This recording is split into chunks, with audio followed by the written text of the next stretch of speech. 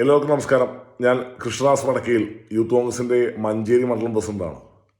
Media one ചാനലിലെ out of focus എന്ന് പറയുന്ന ഒരു പ്രോഗ്രാമിൽ ബഹുമാനിയായിട്ടുള്ള ശ്രീ ദാവൂദ് അദ്ദേഹത്തിൻ്റെ ഒരു വീഡിയോ ക്ലിപ്പുമായിട്ട് ബന്ധപ്പെട്ടാണ് ഞാനിപ്പോൾ വന്നിട്ടുള്ളത്.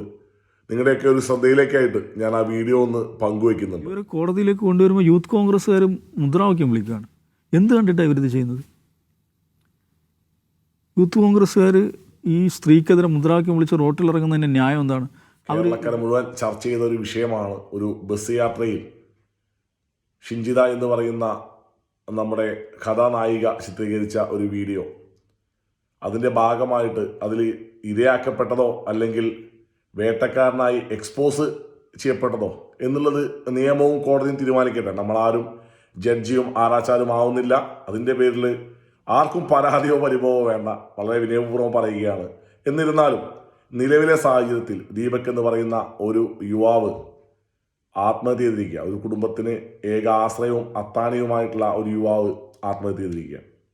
ആ ഒരു ആത്മഹത്യ പ്രേരണ കുറ്റം ചുമത്തിയിട്ട് കേരള പോലീസ് FIR രജിസ്റ്റർ ചെയ്യുകയും ഒളിവിലായിരുന്ന ഈ ഷിംജിത എന്ന് പറയുന്ന കുറ്റാരോപിതയെ അറസ്റ്റ് ചെയ്യുകയും വിശിഷ്യ അതിൽ ശരിയുണ്ട് അല്ലെങ്കിൽ പ്രാഥമിക അന്വേഷണത്തിൽ ചെറിയ പാകപ്പിഴകൾ ഈ പറയുന്ന കുറ്റാരോപിതയ്ക്കെതിരെ ഉണ്ട് എന്ന് തിരിച്ചറിഞ്ഞ കോടതി അവരെ റിമാൻഡ് ചെയ്യുകയും യൂത്ത് കോൺഗ്രസിൻ്റെ പ്രവർത്തകർ സബ് ജയിലിന് മുമ്പിൽ മോശമല്ലാത്ത രീതിയിൽ ഒരു പ്രതിഷേധം ഷിഞ്ചിതയ്ക്കെതിരെ സംഘടിപ്പിക്കുകയും ചെയ്തു. ഇത്രയും ഉള്ളത് വാസ്തവം തന്നെ. ഇതിൽ ഒന്നുപോലും തള്ളിപ്പറയാനോ അല്ലെങ്കിൽ അതിൽ നിന്ന് ഉത്തരവാദിത്തങ്ങൾ കൈകഴുകി മാറി നിൽക്കാനോ ഞങ്ങൾ ആരും തയ്യാറല്ല. അതാണ് ആദ്യമായിട്ട് ആമുഖമായിട്ട് ഈ വിഷയത്തിൽ എനിക്ക് പറയാനുള്ളത്. ആവശ്യത്തിൽ ഒരു അന്വേഷണം ഉണ്ടായിട്ടുണ്ട്, അല്ലെങ്കിൽ ഒരു പോലീസ് നന്ന ചുരുങ്ങിയത് ഇവരുടെ മൊഴിയെടുക്കണ്ടേ? ഇവർ ഈ വിഷയത്തിൽ ഇവരുടെ മൊഴിയെടുക്കണ്ടേ? ഒക്കെ ദീപക് ആത്മഹത്യ ചെയ്തു, അത് ശരിയായി, അത് വേദനാജനകമായ കാര്യമാണ്. കുടുംബത്തിൻ്റെ വേദന എല്ലാം വളരെ പ്രധാനപ്പെട്ട തന്നെയാണ്. പക്ഷെ ഒരാൾ ആത്മഹത്യ ചെയ്യുന്നു എന്നതോടുകൂടി എന്താണ്, റൂൾ ഓഫ് ലോ ഇല്ലാതാകുന്നില്ല.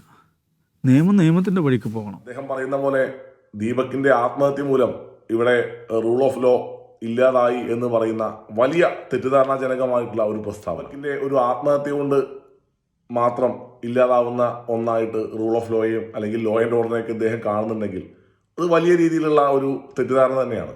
ഇവിടെ നിയമം ലംഘിക്കുന്ന രീതിയിൽ അല്ലെങ്കിൽ നിയമത്തിന് അതീതരല്ലാത്ത രീതിയിലുള്ള ഒരു പ്രവർത്തനവും യൂത്ത് കോൺഗ്രസ് അടക്കമുള്ള ഒരു സംഘടനയുടെ ഭാഗത്തുണ്ടായിട്ടില്ല എന്നാണ് ഞാൻ വിശ്വസിക്കുന്നത്.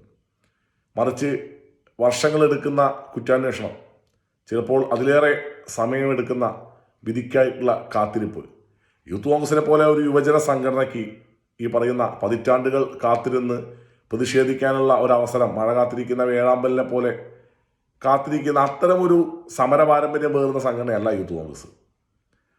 ഞങ്ങൾ ചെയ്തത് 100% ശരിയോ തെറ്റോ എന്നുള്ളത് കാലം തെളിയിക്കേണ്ടതാണ്. അതിലൊന്നും വലിയ രീതിയിലുള്ള വാദഗതിയിലേക്കൊന്നും ഞങ്ങൾ പോകുന്നില്ല. പക്ഷേ എന്തുകൊണ്ട് യൂത്ത് കോൺഗ്രസ് ഇങ്ങനെ ഒരു സ്റ്റാൻഡ് എടുത്തു, ഇത്തരമൊരു പ്രതിഷേധവുമായിട്ട് യൂത്ത് കോൺഗ്രസ് മുന്നോട്ട് പോയി എന്നതിന് ക്രിസ്റ്റൽ ക്ലിയർ ആയിട്ടുള്ള ഉത്തരങ്ങൾ ഞങ്ങളുടെ കയ്യിൽ. കുറിച്ചുള്ള സൂക്ഷ്മമായ അന്വേഷണം നടക്കുന്നതിന് മുമ്പ് വലിയ തോതിലൊരു പബ്ലിക് പ്രഷർ ഉണ്ടാകുന്നു. പബ്ലിക് പ്രഷർ എന്നതിന് പറയാമല്ലോ, സർട്ടൺ ടൈപ്പ് ഓഫ് പ്രഷർ ഒരു ഭാഗം നിന്നുണ്ടാകുന്നു.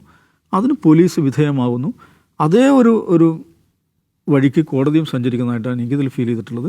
ഇതിൽ പൊതു സ്ഥലത്ത് വെച്ചിട്ട് അറിയാം, ഒരു പ്രൈവറ്റ് ബസ്, ഒരുപാട് ആളുകൾ യാത്ര ചെയ്യുന്ന, തിങ്ങി കൂടി യാത്ര ചെയ്യുന്ന ഒരു സ്ഥലം, അവിടെ അത്തരം രീതിയിൽ തുടർച്ചയായിട്ട് സമയം എടുത്തുകൊണ്ട് ഒരു അതിക്രമം ഒരു യുവതിക്കെതിരെ ഉണ്ടാകുമ്പോൾ 7ഓളം തവണ വിവിധ ആംഗിളുകളിൽ നിന്ന് വീഡിയോ ഷൂട്ട് ചെയ്യുന്ന സമയത്തിൻ്റെ 4/1 മതി അതിനെതിരെ ഒന്ന് പ്രതികരിക്കുക. നിയമം നൽകുന്നതിൻ്റെ അപ്പുറത്തേക്ക് ഒരു പിന്തുണ അല്ലെങ്കിൽ ഒരു സുരക്ഷ സമൂഹം ഇത്തരം അവസരങ്ങൾ സ്ത്രീകൾക്ക് നൽകാറുണ്ട്. അദ്ദേഹത്തിൻ്റെ നാട്ടിലെങ്ങനെയാണെന്ന് അറിയില്ല. ഞങ്ങളെ മഞ്ചേരിയൊക്കെ ആണെങ്കിൽ ഈ ഒരു സംഭവം ഉണ്ടായതെങ്കിൽ, ബസ്സിൽ വെച്ച് അങ്ങനെ ഒരു അതിക്രമം ഉണ്ടായാൽ ഒരു വനിത, ഒരു സ്ത്രീ ഒന്ന് ശബ്ദിച്ചാൽ തന്നെ ഈ പറയുന്ന തെറ്റ് ചെയ്തു എന്ന് ആരോപിക്കപ്പെടുന്ന വ്യക്തിക്ക് ചിലപ്പോൾ ഉടനടി തന്നെ ഒരു സാമൂഹിക ശിക്ഷ കിട്ടേണ്ട ഒരു സാഹചര്യമൊക്കെ ഉണ്ട് എന്നുള്ളതാണ് ഞാൻ മനസ്സിലാക്കുന്നത്. പൊതുവെ കേരളത്തിൽ അത് ശരിയാണ് എന്നല്ല പറയുന്നത്. അപ്പോൾ അത്രത്തോളം കരുതൽ ഈ പറയുന്ന മാറ്റി എഴുതപ്പെടുന്ന നിയമങ്ങൾ കൊടുക്കുന്നതിനേക്കാൾ ഏറെ ശ്രദ്ധയും കരുതലും സംരക്ഷണവും സമൂഹം സ്ത്രീക്ക് കൊടുക്കുന്ന ഒരു സംസ്ഥാനമാണ് കേരളം. അപ്പോൾ അത്തരമൊരു സംസ്ഥാനത്ത് 7 തവണ 7 മിനിറ്റോ 7 സെക്കൻഡോ അല്ല പറയുന്നത്, 7 തവണയോളം വിവിധ വീഡിയോ എടുത്ത് അത് എഡിറ്റ് ചെയ്ത് പോസ്റ്റ് ചെയ്ത് സോഷ്യൽ മീഡിയയിൽ എത്തിക്കുന്നതിനേക്കാൾ എത്രയോ എളുപ്പമായിരുന്നു അത്തരമൊരു ഒരു കുറ്റകൃത്യം അവിടെ നടന്നിട്ടുണ്ടെങ്കിൽ അത് എക്സ്പോസ് ചെയ്യുക. എന്തുകൊണ്ട് ഈ പറയുന്ന ഷിംജിത അത് തയ്യാറായിട്ടില്ല എന്നുള്ളത് വലിയൊരു ചോദ്യമാണ്. ഈ ഒരു ഇൻസിഡന്റിന് ശേഷവും സോഷ്യൽ മീഡിയ വഴിയുള്ള ഒരു പ്രചരണം അല്ലാതെ എൻ്റെ അറിവിൽ ഷിംജിത റിമാൻഡ് ചെയ്യപ്പെട്ടതിന് ശേഷമാണ് ഷിംജിതയുടെ സഹോദരൻ ബസ്സിലുണ്ടായിട്ടുള്ള ഈ ഒരു സംഭവത്തിൽ പോലീസ് പരാതി നൽകുന്നത്. അത് എത്രത്തോളം നമുക്ക് സ്വീകാര്യമാണ് അത്തരമൊരു നിലപാട്? ഇവരുടെ സഹോദരൻ പോലീസിന് കംപ്ലൈൻറ്റ് കൊടുത്തിട്ടുണ്ട്. പോലീസ് അന്വേഷിക്കട്ടെ. ആക്ച്വലി അവർ സെക്ഷൽ അസോൾട്ടിന് വിധേയമായ ഒരു സ്ത്രീയാണെന്ന് വിചാരിക്കുക. അവരെഗൻ അതിനേക്കാൾ മാരകമായ ഒരു ശിക്ഷയ്ക്ക് വിധേയമാവുകയല്ലേ ചെയ്തിരിക്കുന്നത്. അവർക്കെതിരെ നടന്നിട്ടുള്ള ഈ പറയുന്ന സോഷ്യൽ മീഡിയ സ്ലറ്, മാധ്യമ വിചാരണ, ജയിൽവാസം, അതിനൊക്കെ എങ്ങനെ കോമ്പൻസേറ്റ് ചെയ്യും? അത് ഗുരുതരമായ പ്രശ്നമില്ലേ? അപ്പോൾ ആ ഒരു സൂക്ഷ്മമായ അന്വേഷണം, വകതിരിവോടെയുള്ള ശ്രദ്ധയോടെയുള്ള ഒരു പരിശോധന അത് നടത്താതെ ഈ ഉണ്ടാക്കപ്പെടുന്ന ഈ പ്രഷറിന് നമ്മുടെ സംവിധാനങ്ങൾ വിധേയമാകുന്നു എന്നുള്ളത് ആശങ്കാജനകമായിട്ടുള്ള കാര്യമാണ്. ഒരു അതിക്രമത്തിന് വിധേയമായി എന്ന് പറഞ്ഞ് ഈ വീഡിയോ ഉപയോഗിച്ചുകൊണ്ട് സോഷ്യൽ മീഡിയയിൽ അവരത് പോസ്റ്റ് ചെയ്തപ്പോൾ ഷിംജിതയ്ക്ക് വലിയ രീതിയിലുള്ള പിന്തുണയാണ് കേരള സമൂഹം കൊടുത്തത്. ആ സമയത്ത് ഇരയുടെയോ വേട്ടക്കാരൻ്റെയോ ജാതിയോ നിറമോ മതമോ വർണ്ണമോ രാഷ്ട്രീയമോ ഒന്നും ചർച്ചയായിട്ടില്ല. ഇപ്പോഴാണ് കാറ്റ് മാറി വീശിയത്. അത് യൂത്ത് കോൺഗ്രസിൻ്റെ പ്രതിഷേധമായിക്കോട്ടെ, സോഷ്യൽ മീഡിയയിൽ കാണുന്ന കേരള ജനതയുടെ നിലവിലെ വികാരമായിക്കൊള്ളട്ടെ. എന്താ കാരണം? നൂറ്റാണ്ടുകളായിട്ട് പല വിധത്തിലുള്ള സംഭവ വികാസങ്ങളാൽ, പല വിധത്തിലുള്ള പ്രതിഷേധങ്ങളാൽ, സമരങ്ങളാൽ, പ്രതിസന്ധികൾ നേരിട്ടുകൊണ്ട് സ്ത്രീകൾ ആർജിച്ചെടുത്തതാണ് ഇന്നീ കാണുന്ന നിയമസംരക്ഷണം. ഓരോ അതിക്രമം ഉണ്ടാകുമ്പോഴും അതിനെ കോമ്പൻസേറ്റ് ചെയ്യാൻ വേണ്ടിയിട്ട് നിയമങ്ങൾ ഉണ്ടാക്കി വരികയാണ്. ഇന്ത്യയിലടക്കം നടന്നുകൊണ്ടിരിക്കുന്ന സംഭവമാണ്. പക്ഷെ അതേ സമയം തന്നെ അതിലേറെ കഷ്ടപ്പെട്ടിട്ടാണ് സാമൂഹികമായിട്ടുള്ള ഒരു വിശ്വാസം, ഒരു ധാരണ ഈ സ്ത്രീകൾക്കെതിരായിട്ടുള്ള അതിക്രമത്തിൽ ഉണ്ടായി വന്നിട്ടുള്ളത്. നിയമത്തെ ചൂഷണം ചെയ്യുന്ന ഒരുപാട് അനുഭവങ്ങൾ നമുക്കുണ്ടായിട്ടുണ്ട്. ഇത്തരമൊരു സാമൂഹികമായിട്ടുള്ള ഒരു പ്രചരണം അല്ലെങ്കിൽ സാമൂഹികമായിട്ടുള്ള ഒരു നീതി നടപ്പാക്കൽ വരുന്ന സമയത്ത് പലപ്പോഴും ഇരകളാക്കപ്പെടുന്ന ആളുകൾക്ക് വേണ്ട വിധം സമയം ലഭിക്കാറില്ല എന്നുള്ളതാണ് സത്യം. ദീപകിൻ്റെ കേസിൽ സംഭവിച്ചതാണ്. അദ്ദേഹത്തെ ഒരു FIR-ലും പ്രതി ചേർക്കപ്പെട്ടിട്ടില്ല. ഒരു സ്ഥലത്ത് പോലും അദ്ദേഹത്തിൻ്റെ പേരോ മറ്റു വിവരങ്ങളോ ആരും പുറത്തുവിട്ടിട്ടില്ല. പക്ഷേ എന്താ, ഈ ഒരു വീഡിയോ ചിത്രീകരിച്ച് പുറത്തു വന്നതോടുകൂടി അദ്ദേഹത്തിന് നാട്ടിലും വീട്ടിലും ജോലി സ്ഥലത്ത് പോലും തല ഉയർത്തിപ്പിടിച്ച് നിൽക്കാൻ പറ്റാത്ത ഒരു സാഹചര്യം വന്നു.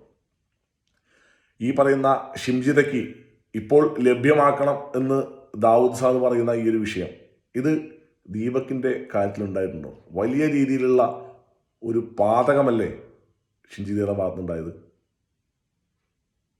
സ്വാഭാവികമായിട്ട് അതിനെതിരെ ഉയർന്നിട്ടുള്ള ഒരു പ്രതിഷേധം.